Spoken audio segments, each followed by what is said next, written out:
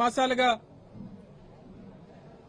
ఆయన అనేక వేదికల మీద అనేక ప్రసంగాల్లో ఆయన అనేక పత్రికా సమావేశాల్లో ఈ ప్రభుత్వాన్ని ప్రభుత్వం చేస్తున్నటువంటి కుట్రలను కుతంత్రాలను ప్రజలకు చేసినటువంటి మోసాలని ప్రశ్నించినందుకు వారికి ఇచ్చినటువంటి బహుమతి ఇది. గడిచినటువంటి 20 మాసాలుగా కూటమి ప్రభుత్వం వచ్చిన తర్వాత ఇచ్చినటువంటి ఏ ఒక్క హామీని నిలబెట్టుకోక తిరిగి కొత్త ప్రచారాన్ని తిరుమల లడ్డూకు సంబంధించినటువంటి ప్రచారాన్ని ప్రజల్లోకి తీసుకుని వచ్చి రాజకీయంగా ఒక కుట్ర చేయాలని తద్వారా రాజకీయంగా లబ్ధి పొందాలని చేసినటువంటి ప్రయత్నంలో భాగంగా ప్రతి ఒక్కరికి కర్మ అనేటువంటిది ఉంటది. ఆ కర్మ అనేటువంటిది రుచి చూపించినప్పుడు మనం చేసినటువంటి పాపాలన్నీ కూడా బయటపడతాయి. అందులో భాగంగానే వారు చేసినటువంటి తప్పుడు ప్రచారం, ఇందులో జంతువులు కొవ్వు కలిసిందని, పంది కొవ్వు కలిసిందని, గొడ్డు కొవ్వు కలిసిందని, ఫిష్ ఆయిల్ కలిసిందని చెప్పి లేనిపోయినటువంటి తప్పుడు ప్రచారాన్ని చేసి తీరా జరిగినటువంటి ఎంక్వైరీలో ఎక్కడా కూడా అటువంటి విషయాలు లేవని చెప్పి అన్ని కమిటీలు రిపోర్ట్ ఇచ్చిన తర్వాత ఎక్కడ ప్రజల నుంచి స్పందన వస్తుంది, మన మీద తిరుగుబాటు వస్తుంది అన్నటువంటి ఉద్దేశంతో ఒక ప్రచారాన్ని తీసుకుని వచ్చారు. జగన్మోహన్ రెడ్డి గారి మీద, వైఎస్ఆర్ కాంగ్రెస్ పార్టీ మీద లేనిపోయినటువంటి ప్రచారాలు చేసి అందు మీద ఫ్లెక్సీలు వేసి రాష్ట్రంలో అన్ని ప్రధాన కూడళ్లలో కూడా ఈ ఫ్లెక్సీల్ని ప్రదర్శించి రెచ్చగొట్టేటువంటి కార్యక్రమం చేస్తే 30వ తారీఖున రాంబాబు గారు హెచ్చరించారు, 24 గంటల్లో దాన్ని తీయకపోతే మేము తొలగించాల్సినటువంటి పరిస్థితి వస్తుందని చెప్పి. 31వ తారీఖున రాష్ట్ర వ్యాప్తంగా వైఎస్ఆర్ కాంగ్రెస్ పార్టీ ఒక కార్యక్రమానికి పిలుపునిస్తే ఆ తిరుమల తిరుపతి వెంకటేశ్వర స్వామి వారి తాలూకా ఆ సన్నిధికి వెళ్లి అందరూ కూడా అన్ని నియోజకవర్గాల్లో ఈ ప్రభుత్వానికి బుద్ధి రావాలి, వారు చేసినటువంటి పాపాలు తెలుసుకోవాలని చెప్పి ఒక పూజా కార్యక్రమాన్ని ఏర్పాటు చేశాం. వారు ఆ కార్యక్రమానికి హాజరయ్యి తిరిగి వస్తా ఉన్నారు. కర్రలు, లాఠీలు, రాడ్లు పట్టుకొని రోడ్డు మీద నిల్చుంటే వారి కాపలా కాసింది ఈ రాష్ట్రంలో ఉన్నటువంటి పోలీస్ శాఖ. ఈరోజు ఈ రాష్ట్రంలో లాఠీ పట్టుకునేటువంటి, రాష్ట్రంలో కాదు దేశంలో ఎవరికన్నా లాఠీ పట్టుకునేటువంటి హక్కు ఉందనంటే ఒక్క పోలీసులకే మాత్రమే.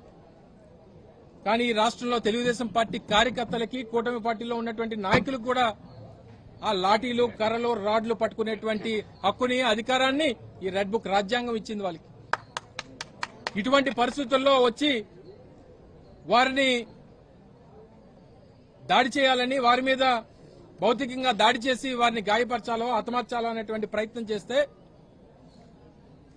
మహిళలు కూడా ఇష్టం వచ్చినటువంటి దుర్భాషలాడుతూ వారి తల్లిని, ఇంట్లో మహిళల్ని తిడతా ఉంటే పుట్టిన తర్వాత ఏ వ్యక్తి అన్నా అందులో రెస్పాండ్ అవ్వకుండా ఉండడు. కానీ వారు ఆ సందర్భంలో వారు ప్రేరేపిస్తే వారు రెస్పాండ్ అయ్యారు. వారు తిరిగి మాట తూలారు, వచ్చి ఇక్కడికి వచ్చి పొరపాటు అని చెప్పి చెప్పడం జరిగింది ఇదే వేదిక మీద. ఒకవేళ నిజంగా ఆ మాట అన్నందుకు మీరు కేసు పెట్టాలంటే పెట్టండి, అరెస్ట్ చేయాలనుకుంటే చేయండి, అది చట్టం ఇచ్చినటువంటి హక్కు అది. కానీ ఇంటి మీదకి వచ్చి దాడి చేసి కార్యాలయంలో వారు ఉంటే ఇంట్లో ఉన్నటువంటి మహిళలు ఏం చేశారు? ఇంట్లో మహిళలు, పిల్లలు, వారి భార్య, కూతుర్లు, మనవలు అందరూ కూడా ఇంట్లో ఉంటే వారి ఇంటి మీద దాడి చేసి, ఇంటికి నిప్పు పెట్టి, ఆఫీస్ మీద దాడి చేసి ఆఫీస్కి నిప్పు పెట్టి హత్య చేయాలని చెప్పి చూస్తే ఇది మీకు ఏ రాజ్యాంగం ఇచ్చింది? ఏ చట్టం మీకు చెప్పింది? ఆ రోజు గడిచిపోయి ఉండొచ్చు, మళ్ళీ రోజులు ఎప్పుడు కూడా ఒకేలాగా ఉండవు అనేటువంటి విషయాన్ని తెలియజేస్తా ఉన్నాం. మొన్న మా పార్టీ అధ్యక్షులు వారు వైఎస్ జగన్మోహన్ రెడ్డి గారు వచ్చినప్పుడు మాట్లాడారు. ఈ రాష్ట్రంలో ఉన్నటువంటి పార్టీ శ్రేణులందరికీ, ఈ రాష్ట్రంలో ఉన్నటువంటి ప్రభుత్వానికి, పార్టీ నాయకత్వానికి అందరికీ భరోసానిచ్చారు. రాష్ట్రంలో ప్రభుత్వానికి హెచ్చరించారు. మళ్ళీ ఈ రోజు రాంబాబు గారి మీద మళ్ళీ కొత్తగా 17 కేసులంట. నిన్నటి వరకు 16, మళ్ళీ 17 కేసులు, మొత్తం 33 కేసులు. ఏం పాపం చేశారు? ఏం తప్పు చేశారు? మీరు అమ్మల్ని తల్లుల్ని భార్యల్ని తిడతా ఉంటే నోరు మూసుకొని కూర్చోవాలా? తిరిగి ఆయన పెద్దరికానికి వారు పొరపాటు జరిగిందని చెప్తే వారి ఇంటి మీద దాడి చేస్తారా? ఇదంతా కూడా ఒక స్టేట్ స్పాన్సర్డ్ టెర్రరిజం గా చూస్తాం. కేంద్ర మంత్రి, స్థానిక శాసనసభ్యులు, వారి పార్టీకి సంబంధించినటువంటి నాయకులు అందరూ కూడా కిరాయి ఇచ్చి మనుషులు తీసుకుని వచ్చి ఇంట్ల మీద దాడి చేస్తే అది ప్రభుత్వం వెనక నుండి నడిపిస్తా ఉంటే మీ ప్రభుత్వం ఏమో స్పందించదు, దగ్గరుండి పోలీసులతో దాడి చేస్తుంది. కానీ ఏ రోజు ఏ నిమిషం ఆ రోజు మొత్తం దాదాపు 7:30-8 గంటలు జరిగినటువంటి ఆ సంఘటన అంతా కూడా చూసాం.